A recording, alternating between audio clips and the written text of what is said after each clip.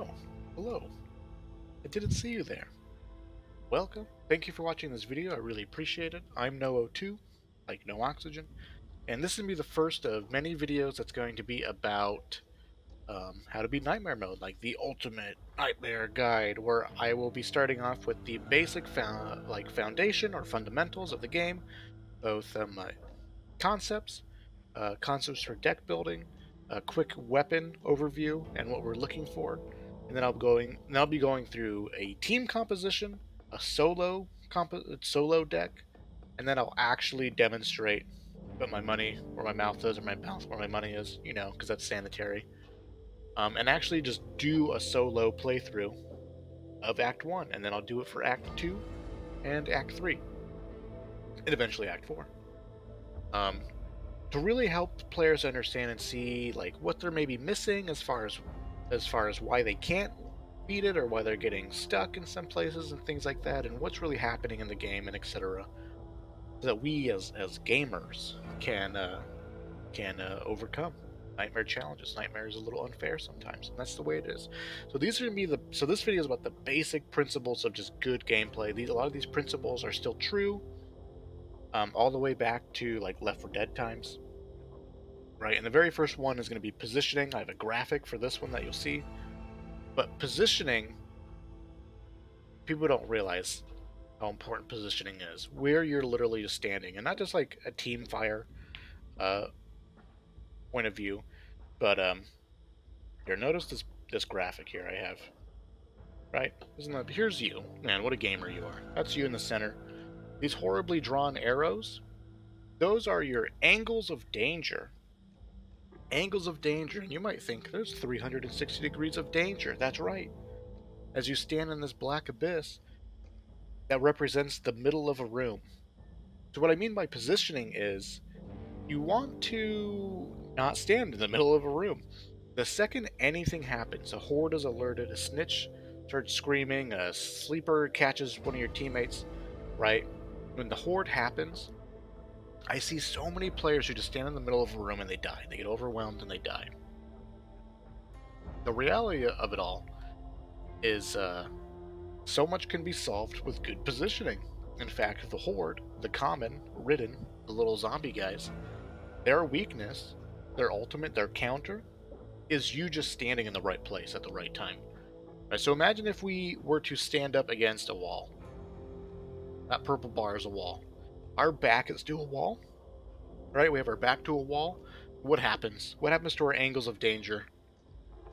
They get reduced. These angles of danger no longer exist, right? If we stand in a corner, can reduce it even more. If we stand in a room with a doorway, like look at that, we can funnel zombies in a doorway. So I just wanted to emphasize a ton that again, when something bad happens and the horde is alerted, you should be sprinting to somewhere on the map that you know is going to be easy to defend from, where you can get your back against the wall. Your teammates should do the same thing. The same thing. Now, if you're not doing this, you're gonna take damage, you're gonna get hurt, you're gonna die, you're gonna get killed a lot. I also encourage you, if your teammates aren't doing it and you are doing it, just keep doing it. Keep doing it. Like if you're playing with strangers and they want to stand in the center of the roof when they lower the bridge, where there's literally like two windows, the bridge from the apartment buildings and up the side of the building where things can spawn and surround you, let them stand out there. Who cares? Who cares? Let them go down. Maybe they'll learn their lesson. Probably not. Probably not, right? But I just want to talk about positioning. It's a very general sense. You want your back against the wall. And that's how you're going to deal with the common ridden. Now, you might be thinking to yourself, well, when I do that, when I get myself in a room, and I start shredding the common up, then a tall boy shows up and I die because I'm trapped in a room. I'm trapped in a room, right? So the first principle of Nightmare Mode was good positioning. The second principle of good Nightmare play is gonna be grenades, which seems strange as a principle, right? Here we're at the Church of Grenades. Grenades, grenades, grenades. The most two powerful items in the game is grenades and toolkits. Now you might be thinking, well, I need pipe bombs, I need firecrackers or flashbangs or Molotovs. I don't know why you're buying those other things, because again, with good positioning, you beat the common ridden, you beat the common zombies, right?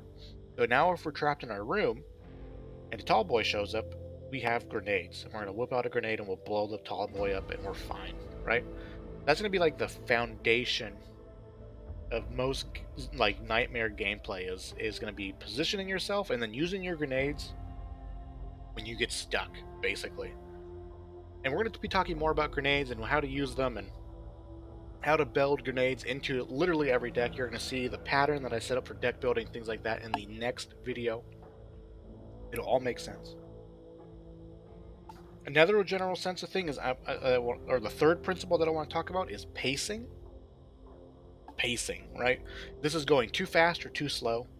Funny enough, people have been figuring out how to like sort of everyone and their mother is calling themselves a speedrunner right now in Back for Blood, because I think a lot of players are trying to play nightmare mode, and then they're failing and they're getting killed and they get frustrated, and then they just like, let's just run through this crap, and then they discover that it works.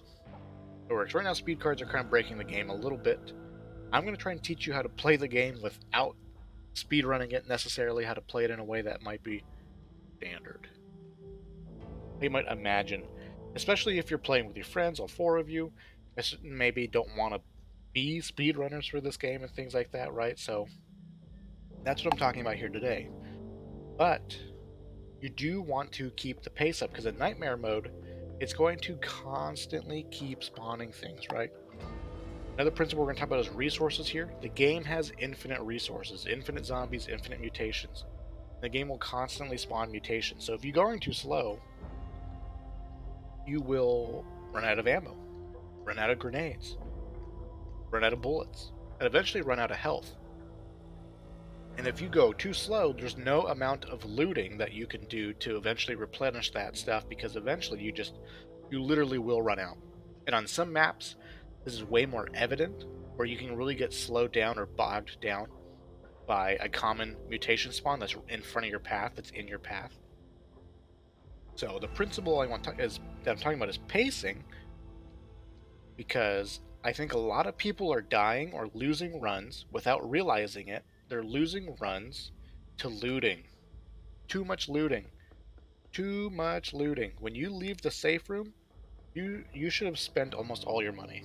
All of your slots should be filled up. Your quick, your accessory, your whatever, your healing, your grenades. You should have full ammo or close to it and full health. Now you don't have to loot. And you're going to hear me talk about this not looting concept multiple times through the series, right? You only loot if you're desperate or it's convenient. Like it's already like on the beaten path, right? It's already in your path. You see something shining, you go over to it, you pick it up or you leave it, and then you just move on real quick. Real quick. Because if you stop and loot literally everything, if you explore the area, you look through a room, your teammate comes along, and then he looks through a room, and you guys are zigzagging between these rooms because, oh, I pinged this, and there's something here, and, oh, well, let me drop this, and I'll pick this up, and then you can carry two of these, and you will eventually suffer for doing that. Just recognize that looting is a risk-reward sort of thing in Nightmare mode, because again, the game will eventually spawn things as you slow down. At the same time, you don't want to go too fast. You still want to stay together, play as a team, etc. You want to move as quickly as possible, but as safely as possible. And you have to figure that blend out for yourself. But I just wanted to bring up pacing and emphasize that you shouldn't really be looting unless you really have to, or it's super duper convenient. And that's it. The last thing I want to talk about is just resources. You might think, what the hell are resources? This isn't an RTS game. But as a player, we have some resources, right? And I'm just gonna... We have some resources here. We have... No. Resource, we have stamina, right? Stamina, ammo, health, accessories, like grenades and things like that. We also have copper. So stamina, ammo, health, our items, and copper. Right, like our 5 cardinal stats. These are resources, and I'm going to talk about this more in the next video, but you basically want to use your resources as efficiently as possible. But I have one rule of thumb. One rule of thumb.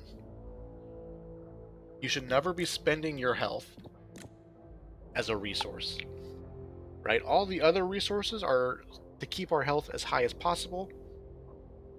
So just keep this in mind. You're going to be buying lots of grenades. You might be wondering, when do I use the grenade? If you're going to take damage, you should just use the grenade. Use it before you take the damage. And that's it. I'm going to leave it at that. As simple as that. The more I explain in future videos and things like that, you're going to see what I talk about, what I'm talking about, and how that's all going to sort of blend together and make sense in the future.